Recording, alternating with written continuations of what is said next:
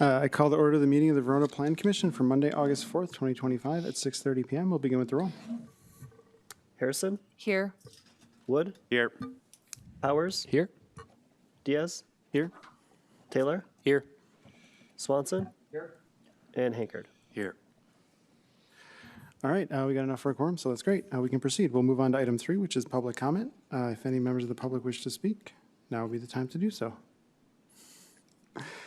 Seeing no one approaching the microphone, we'll move on to item 4, which is approval of minutes from the June 2nd, 2025 Plan Commission meeting. Questions, comments, corrections, or motions to approve?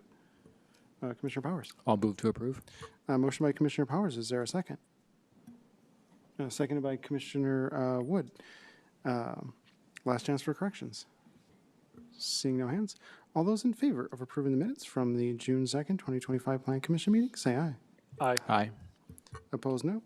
And the minutes are approved. We will move on to item 5, which is a public hearing regarding the plan development preliminary and final plat amendment for a pharmaceutical manufacturing facility within the existing building located at 201 Prairie Heights Drive.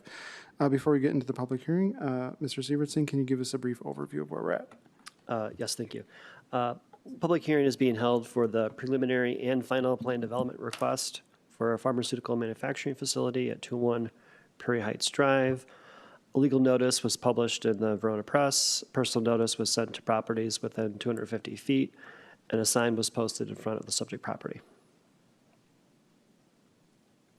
Thank you. With that, I will move that we open the public hearing on this topic. Is there a second? Second. Seconded by Alder Swanson. All those in favor of opening the public hearing on this topic, say aye. Aye. Opposed, no. And we're on the public hearing regarding the development at 201 at 6:32 PM. Does anyone want to speak on this topic? Seeing nobody approaching the microphone, I will move that we close the public hearing on this topic. Is there a second? Seconded by Commissioner Harrison. All those in favor of closing the public hearing on this topic, say aye. Aye. Opposed, no. And the public hearing is closed at 6:32 PM. Mr. Sievertson. Thank you. The applicant is requesting approval of a preliminary and final plan development for a pharmaceutical manufacturing facility in the existing building at 201 Prairie Heights Drive. The property is part of a plan development that was approved in 1999 and most recently in 2005. The plan development allowed for flexibility in setbacks, density and placement of roads and buildings. The most recent approval in 2005 allowed for a company called Navient to occupy the building for office and warehousing. The applicant, ANI Pharmaceuticals, proposes to remodel the existing building to accommodate a small-scale pharmaceutical ingredient manufacturing facility, which is classified by the zoning ordinance as a light industrial use. The building will include laboratory and office space. Business operations will take place from 8 a.m. to 5 p.m., Monday through Friday. Initially, 12 employees are anticipated with a possibility of 25 employees within 5 years. A land use exemption and noise exemption are requested for this site. The land use exemption will allow the light industrial use to be permitted in the underlying office zoning district. Given the limited number of employees and the limited amount of manufacturing, this exemption is supported by staff. The proposed noise exemption will allow the backup generator to be located south of the building. Sound is limited to 62 decibels at the property line of a commercial district. The proposed generator is calculated to produce 69.15 decibels at the south property line, so exceeding that limit.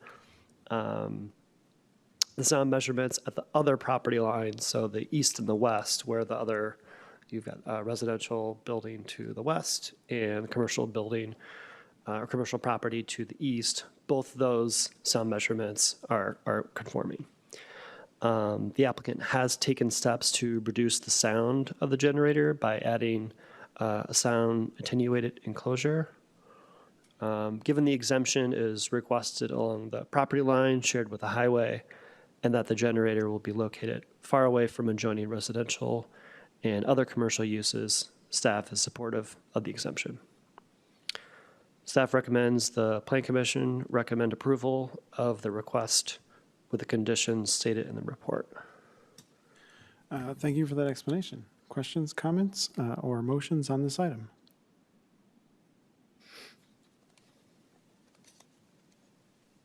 Commissioner Henker. As the resident sound guy, I think, I was going to ask. you got it right. I mean, so, yeah, there's no real concern here for all the reasons you stated.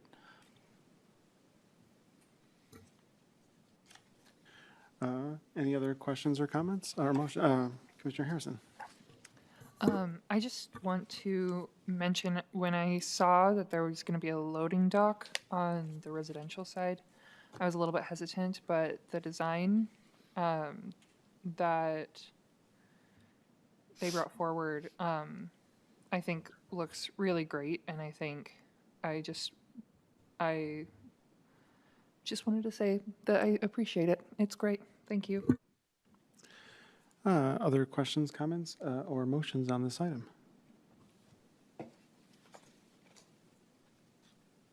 I just want to mention that the recommendation with the conditions is on page 9 of the report. Alder Swanson. Yeah, so I will move that we, as the Plan Commission, recommend the Common Council approve the preliminary plan and final plan for a plan development amendment located at 201 Prairie Heights Drive for the following exemptions and conditions.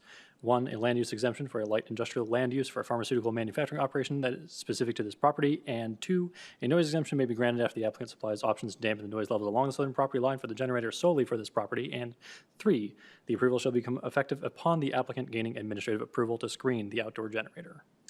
Motion by Alder Swanson. Is there a second? Seconded by Commissioner Powers. Motion before the body. Questions or comments on the motion? Seeing no further discussion. All those in favor of the Plan Commission recommending to the Common Council to approve the preliminary plan and the final plan for a plan development amendment located at 201 Prairie Heights Drive with the conditions and exemptions specified in the packet, signify by saying aye. Aye. Opposed, no. And that motion passes, and we'll go on to the council next week. With that, we will move on to item 6, which is a discussion and possible action regarding the certified survey map to create 2 lots located at 310 Schweitzer Drive. Mr. Severson. Thank you. The applicant is requesting approval of a certified survey map to split Lot 1 located at 310 Schweitzer Drive into 2 lots. 310 Schweitzer is currently developed as a duplex. The CSM would split the one existing lot into 2 separate lots along the shared wall. It would allow each unit of the duplex to be owned separately. The duplex units are permitted in the underlying mixed residential district. A 0-foot setback is allowed where the property line divides attached buildings. So the lot split would not create a non-conforming building. In order to provide assurances that the 2 units will maintain the shared wall and common structures, a shared wall agreement is recommended by staff and is consistent with past practices. Staff recommends the Plan Commission recommend approval of the CSM with the condition that a shared wall agreement will be recorded with the county. Thank you for that explanation. Questions, comments, or motions on this item? Commissioner Powers. I'll make a motion to recommend to the Common Council approve the certified survey map, split Lot 1 for 310 Schweitzer Drive into 2 lots with the following condition that a shared wall agreement shall be recorded with the Dane County Register of Deeds. Motion by Commissioner Powers. Is there a second? Seconded by Commissioner Harrison. Motion before the body. Questions or comments on the motion? Alder Swanson. So I have a question. So regarding the garage that doesn't meet the standards, we don't need to put any sort of carve out in the motion to allow that? It's just acceptable as is? Mr. Severson. Correct. It's an existing condition. And the separation of, or the split of the lots doesn't impact the structure. Okay, sounds good. Thank you. So the non-conforming exists in the same way as it would after the lot separation. The only caveat would be, which would be the same regardless of how the property lines divided, if 50% or more of the structure's damaged, they would not be able to rebuild. Okay, thank you for clarifying that. Yep. Motion before the body. Questions or comments on this motion? Seeing no further discussion, all those in favor of recommending to the Common Council to approve the certified survey map to split one lot for 310 Schweitzer Drive into two lots with the conditions specified in the packet, signify by saying aye. Aye. Opposed, no. And that motion passes, and we'll go on to the council meeting next Monday.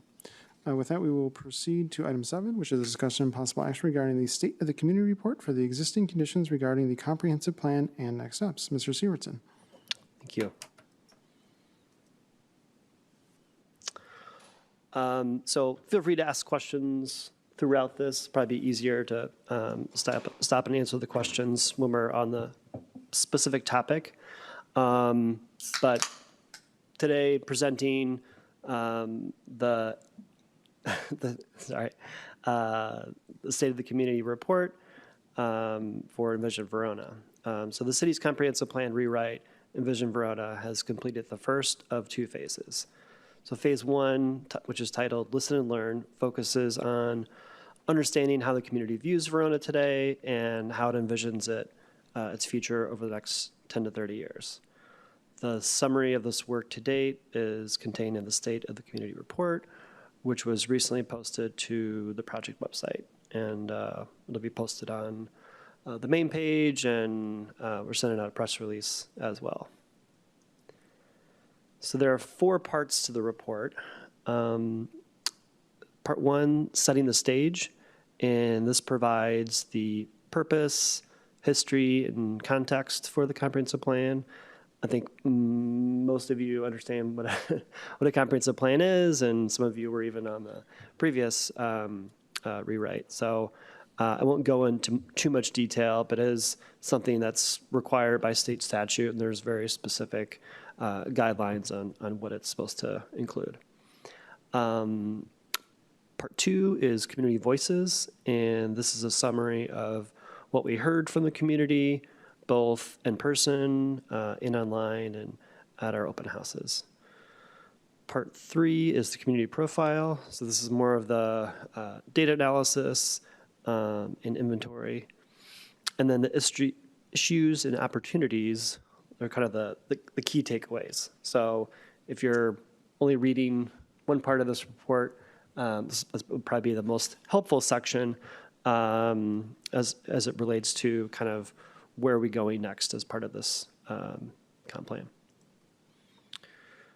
So we'll say, in doing a lot of public outreach with different communities throughout my career, I will say that Verona was one of the most engaged and savvy communities that I've seen.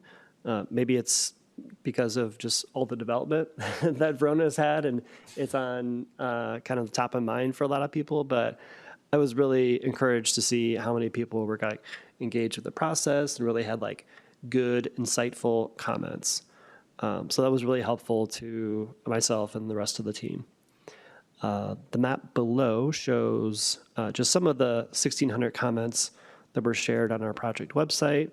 So all those little pins on the map show different things of, things you like, things you don't like, things that you think might be opportunities that we can consider in the comprehensive plan. And then to the to the right was a photo from one of our open houses that we had at the senior center.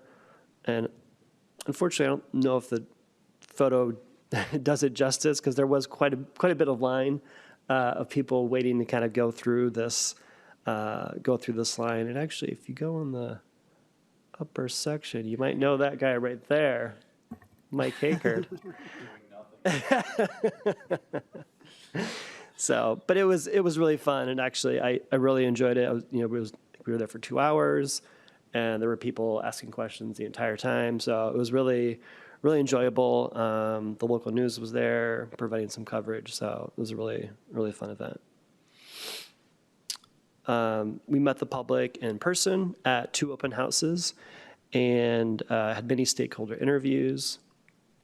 The project website included 3 ways to share thoughts, a survey, which was on the website, and also we had hard copies of that as well.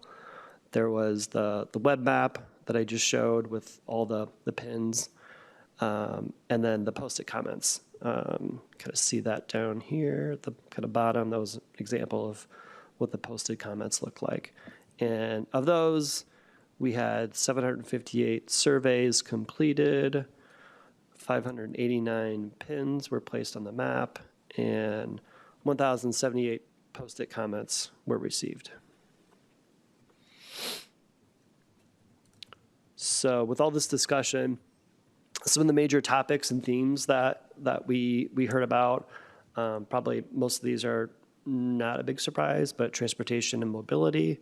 So that's anywhere from traffic concerns to biking and public transit. Yes.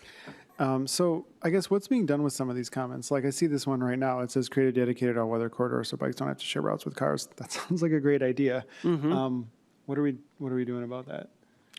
So this phase was to understand what are the concerns, and then this next phase that we just started was to come up with the recommendations and the ideas Okay. that we can then use, which would then be ultimately implemented. So kind of before we make decisions and recommendations about how we should guide growth, it was kind of this is really kind of understanding what's the true need from the community. What is the community desiring?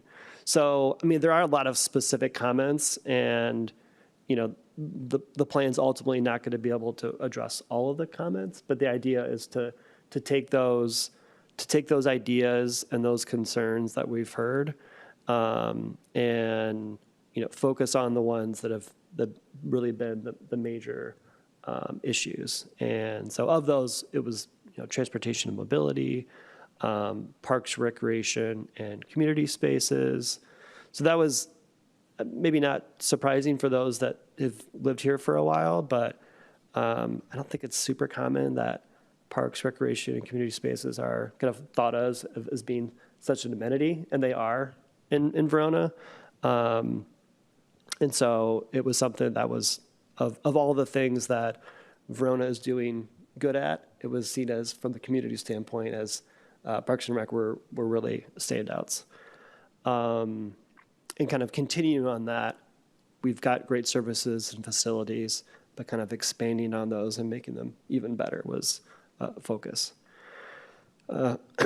Another one, to me, which was actually nice to see, because my background is kind of in downtown redevelopment, is the interest that the community had on local businesses and the downtown.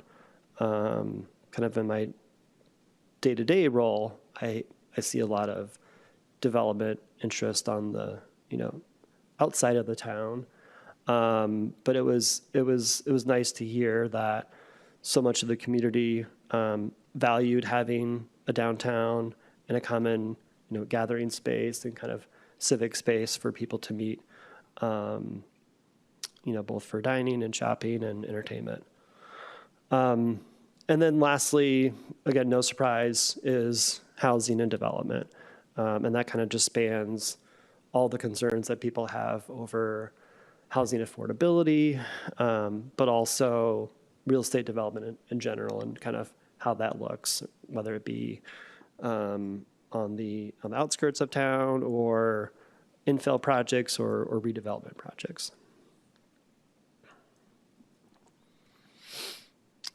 Again, not a big surprise, but transportation and mobility were high on the list, and Verona and Main intersection being kind of the number one thing that was mentioned in a lot of the surveys and a lot of the comments that we received online.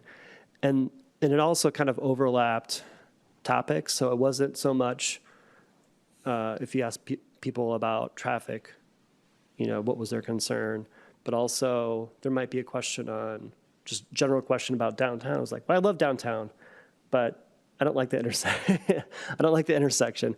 So it kind of came up and over multiple topics, which was interesting. We also heard there was a increase in bus service was desired, kind of across the board. So it didn't really matter if you lived here, worked here, were a visitor, old, young, kind of everyone was interested in increased bus service and bus and transit service. So that was really good to hear, because I mean, like in some communities, everyone knows that it's a good use of transportation dollars and a good use of your roads. But I think it's in a lot of communities, it's hard to get people to want to ride public transit. So that was in my opinion really encouraging. And then just confirmation that our trails are seen as an asset, which I think most people would have assumed, but having that confirmation was helpful.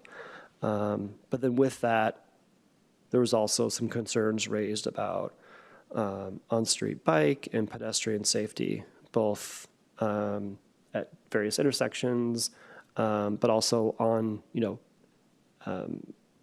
within the lanes themselves.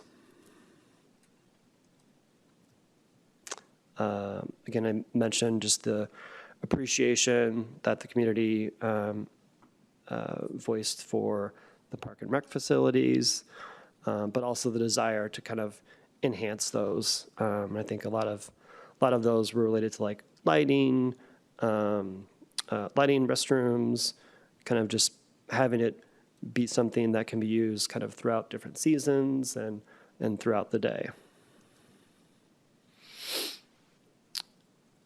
We heard the community wants a vibrant and active downtown with more small businesses and in a walkable downtown.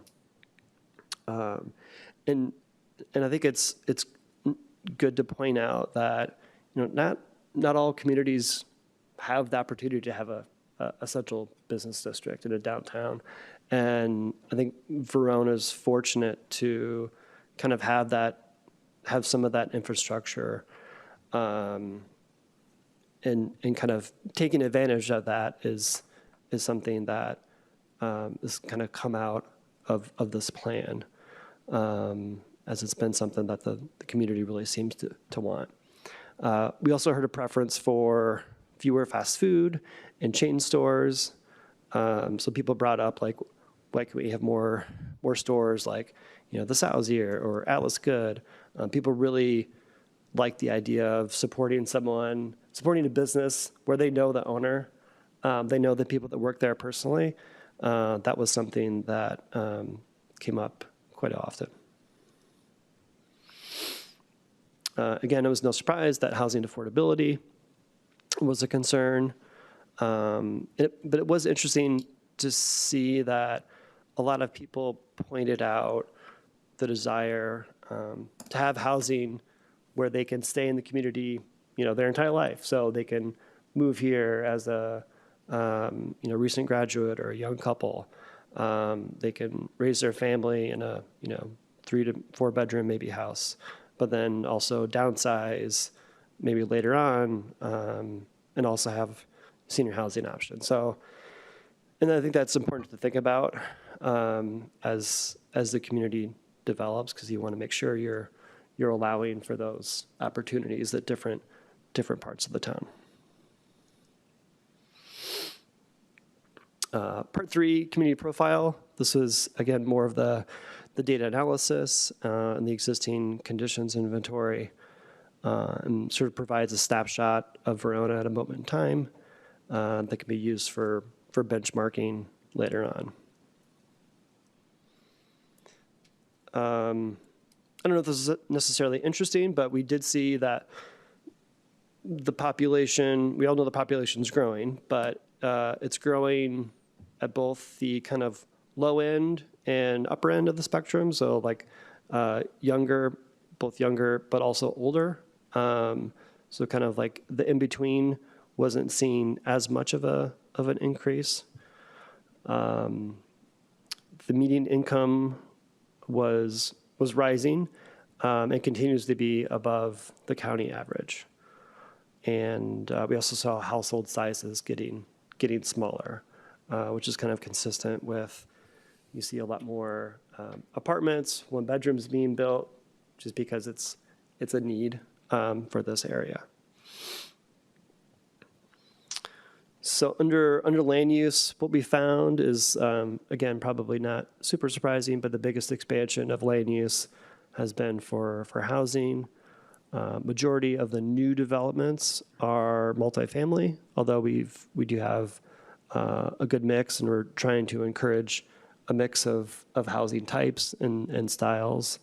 But over the past 10 years, there's been a lot of one bedroom and 4+ bedroom being built in the community, which is interesting because if you look at sort of the breakdown of all the units, all the dwelling units in town, majority of those are like the 2 to 3 bedroom units. So either this is a way to kind of fill the gap, or it could be some market reason as well. And then again, under housing, almost half of the housing units were built in the last 25, half of the housing units in Verona were built in the last 25 years. And that's pretty amazing, even for the Madison area. And given that, even with that, housing costs and housing burden has increased.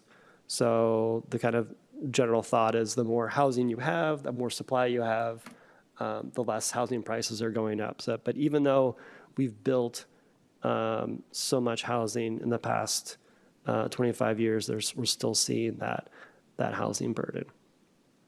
And again, the majority of the new residents are renters, so that's consistent with just the fact that we've had a lot of multifamily buildings and apartment buildings be built here recently.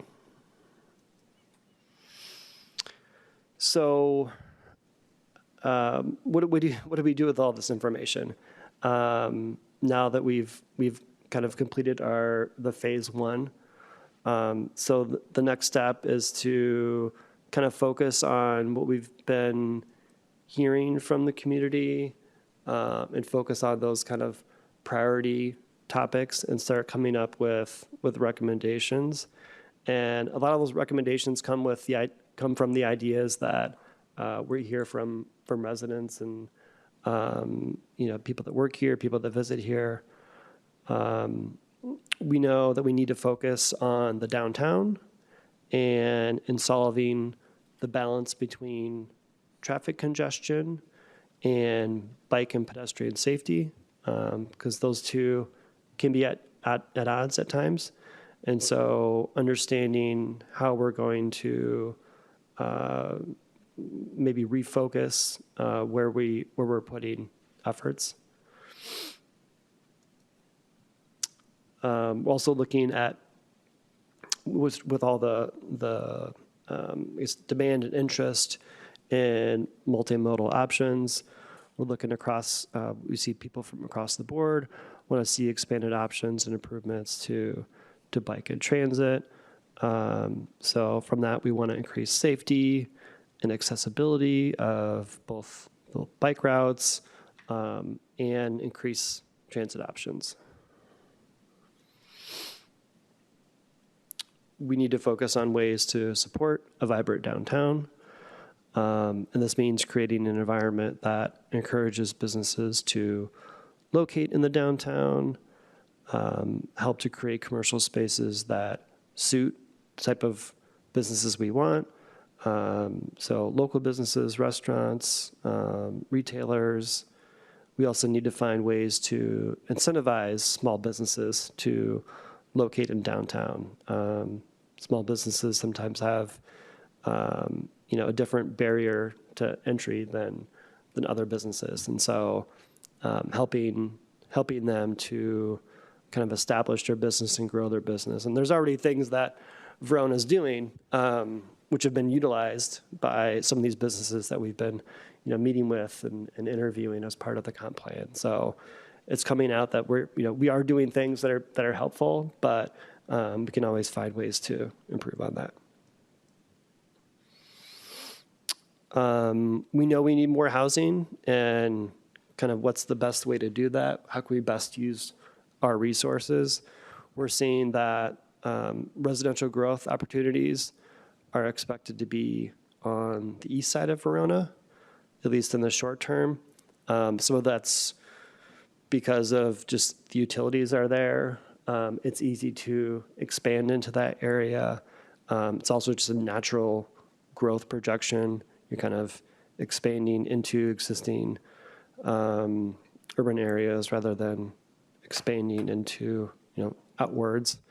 And then needing to consider modifications to the existing land use plan, because there are things that were contemplated in previous plans that maybe just don't make sense now either because of a market demand or just market realities. Like, I think there were a lot more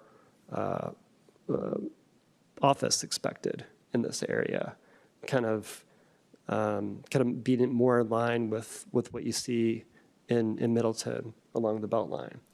And that just hasn't materialized. And a lot of that's just because of the market. And I don't think anyone sees that coming back in the near future. So kind of rethinking some of those areas and knowing we need housing. And so we're probably going to be seeing some of those areas be in the future land use plan be converted from office to more residential.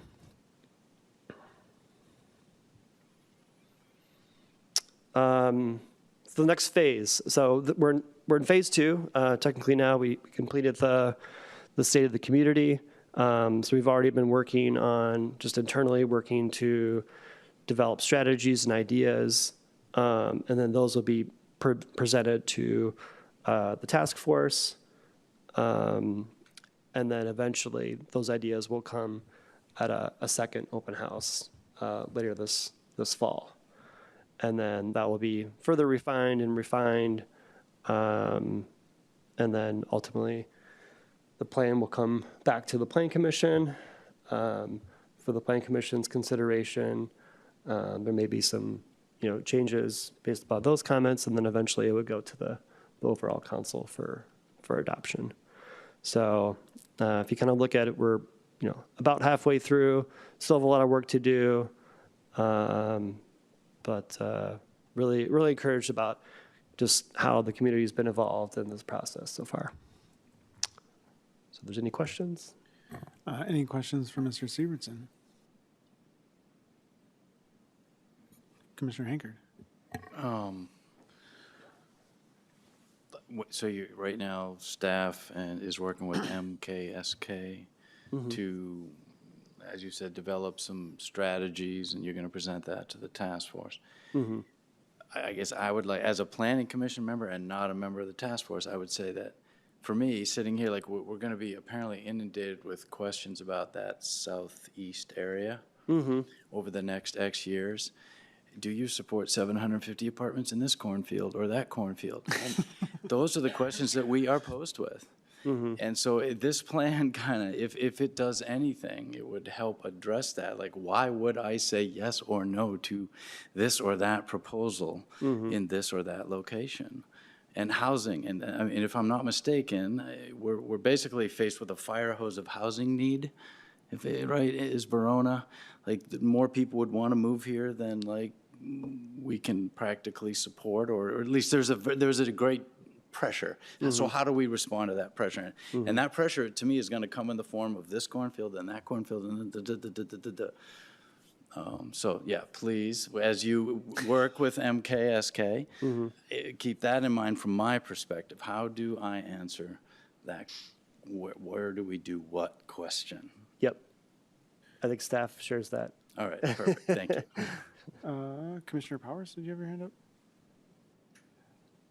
No, but I think I appreciate Commissioner Hankard's involvement in the process and kind of seen it from both sides. I think where I struggle is some of the comments. Obviously, I think we're all looking at them and thinking, so avoid urban sprawl, avoid height, maintain character. Some of these things are incongruent with each other, so it'll be a challenge. And I think that's what I'm interested in hearing. You know, how have other cities done this well, and how have they planned to make sure that as they're making these decisions, putting things in the right area to appease as many people as possible, because we are going to get that's my cornfield. I like looking at that cornfield, even though it's not my cornfield.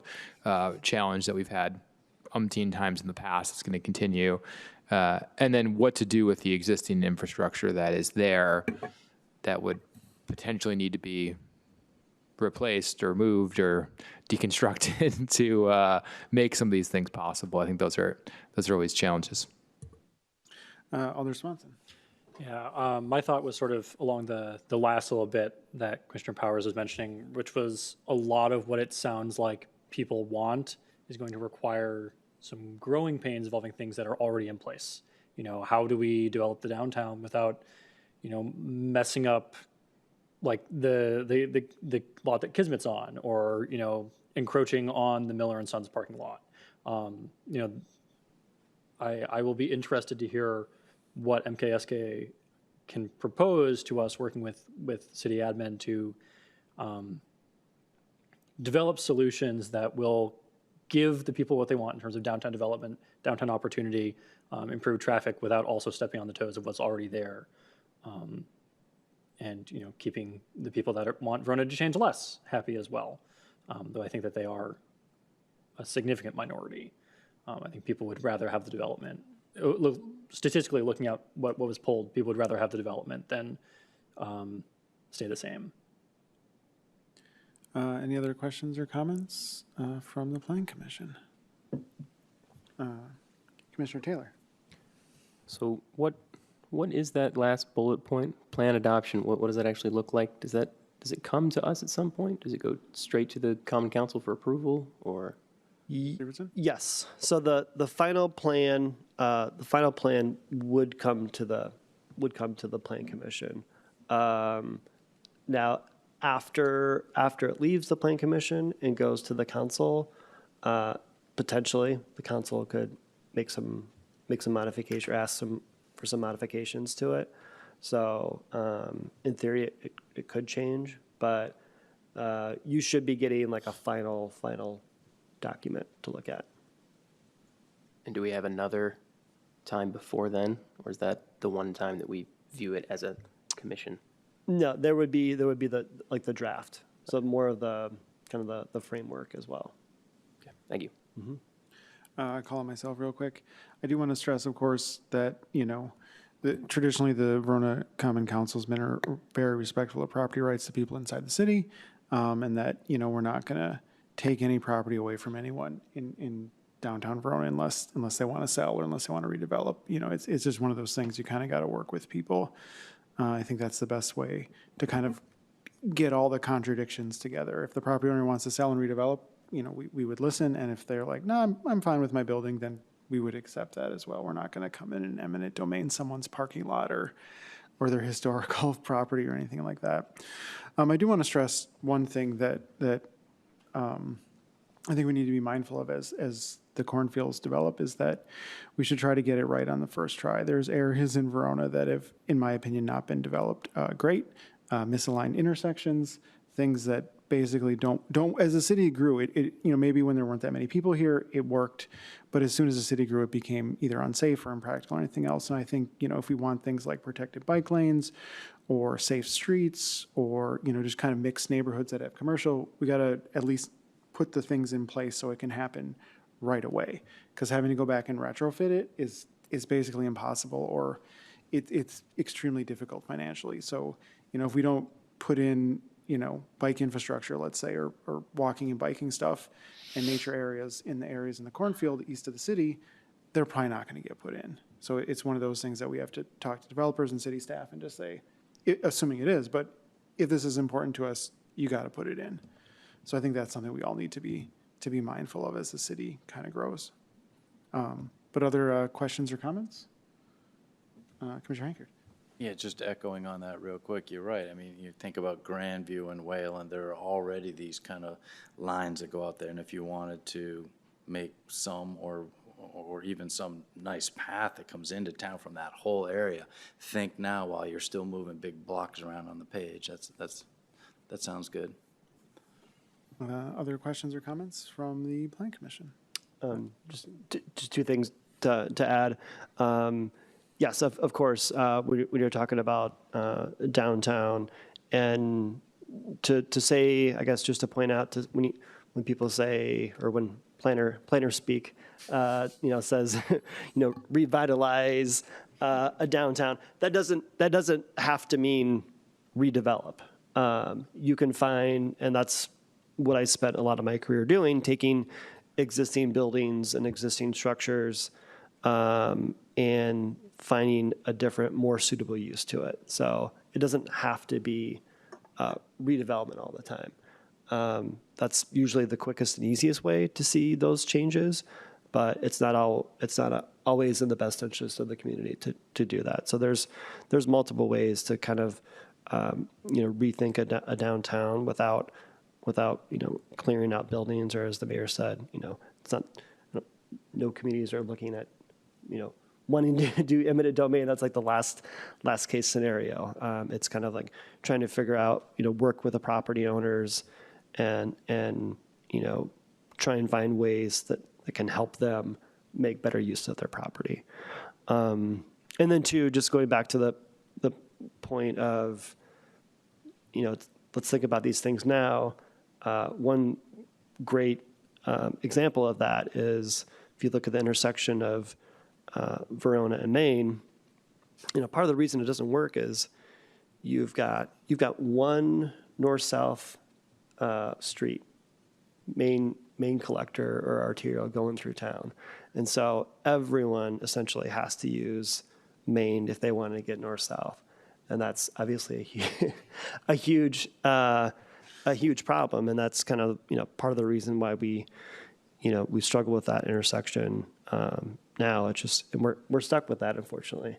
So those are the type of things that are really important to look about as you're projecting growth. I mean, I don't know, 30, 40, 50 years ago, people weren't probably thinking about, oh, we've got one main road going through that should be fine. But now we're at the community where we are, and it's challenging to kind of retrofit that. That's all I had. Last chance for comments or questions. Seeing no more hands, we will move on to item 8, which is reports and comments from the planning department. Mr. Severson.